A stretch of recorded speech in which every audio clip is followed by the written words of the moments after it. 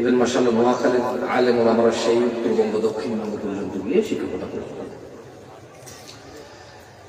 তো আজকে এখানে আমাকে কথা বলতে বলেছে আদর্শ সমাজ নিয়ে।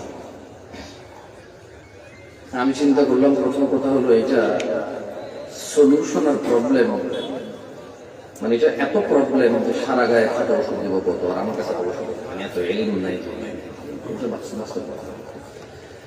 কেননা এখানে ছেলে মেয়েরা ধর্ম আর দিন শিখে সিনেমা, কোথায় থেকে সিনেমা নায়ক নায়িকাকে বাঁচানোর জন্য মাজারে যায়, ইয়া আল্লাহ ইয়া আল্লাহ বলে মাথা নেচে নেচে গান গায়, নায়িকা ভালো হয়ে গেল।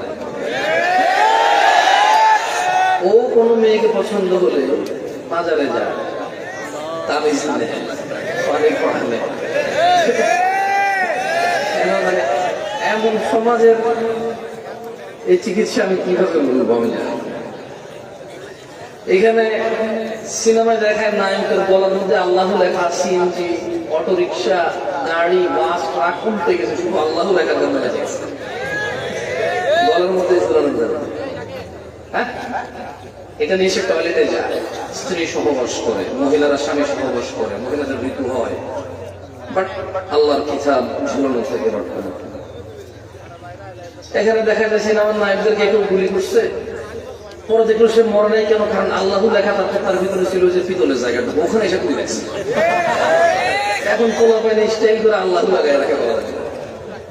ওযু নাই, নামাজ নাই, রোজা নাই, হজ নাই, যাকাত নাই, আদব নাই, আখলাক নাই, ঈমান নাই, কিচ্ছু নাই, শুধু আল্লাহ লাগায়।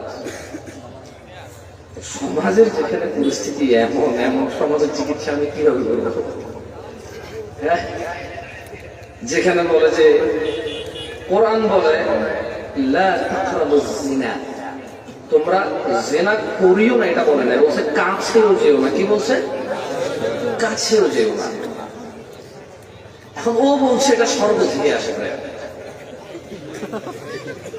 মানে কোরআন বলতেছে যেটা কাছেও যেও না, ও বলে যেটা স্বর্গ থেকে আসে। যেখানে সমাজের ছেলে এবং মেয়ের বুদ্ধি এভাবে বিনাশ হয়েছে, লোপ পাইছে, পৃথিবীর দুর্লভ কিছু জিনিস জাদুঘরে পাওয়া যায়, আমাদের সমাজের মানুষের বুদ্ধি জাদুঘরে কোথাও নেই, নাই। কেন?